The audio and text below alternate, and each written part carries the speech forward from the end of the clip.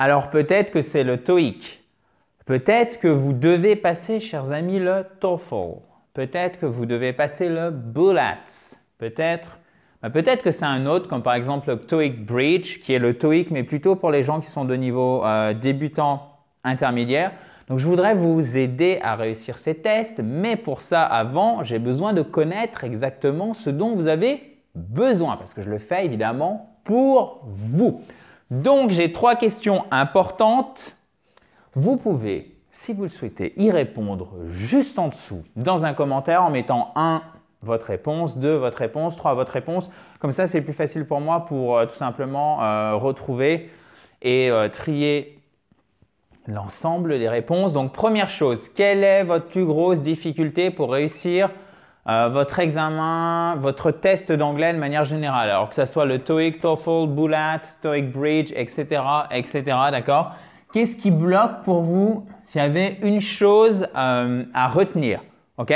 De quel test avez-vous besoin? Quel test avez-vous besoin de réussir? Est-ce que c'est le TOEIC? Est-ce que c'est le TOEFL? Est-ce que c'est le BULATS? Est-ce que c'est le TOEIC Bridge? Est-ce que c'est un autre test, par exemple les tests de Cambridge? Il y en a d'autres comme par exemple le CFE, peut-être le CAE. Donc CFE, c'est vraiment pour les Advanced, ok? Donc C1, C2, celui-ci, si ma mémoire est bonne, c'est B1, B2, donc intermédiaire. Et surtout, à quelle date allez-vous le passer? Combien de points il vous faut? Est-ce que par exemple, il vous faut 800 points au TOEIC? Ok? Et surtout, quel niveau devez-vous avoir? Donc ça, c'est la même chose que les points. Pour le réussir, question subsidiaire, pourquoi vous en avez besoin aussi? Est-ce que c'est pour rentrer dans par exemple, une entreprise qui vous demande tel niveau? Est-ce que vous êtes déjà dans l'entreprise donc vous en avez besoin? Est-ce que c'est pour vos études, etc., etc. Ça, c'est la question numéro 4. J'aurais dû mettre 4 questions. Pourquoi en avez-vous besoin? Donc, question numéro 1, votre difficulté, la plus grosse difficulté que vous avez pour passer ce test. De quel test avez-vous besoin? Deuxième question. Troisième question, à quelle date allez-vous le passer? Combien de points, je vais y arriver, avez-vous besoin? Et quatrième chose, qui est sans doute la plus importante en fait, et qu'il ne faut jamais perdre de vue, pourquoi avez-vous besoin de ce test? Donc, si vous voulez bien avoir la gentillesse, chers amis, si c'est le cas, si vous êtes concerné par cette vidéo, mettre votre réponse juste en dessous.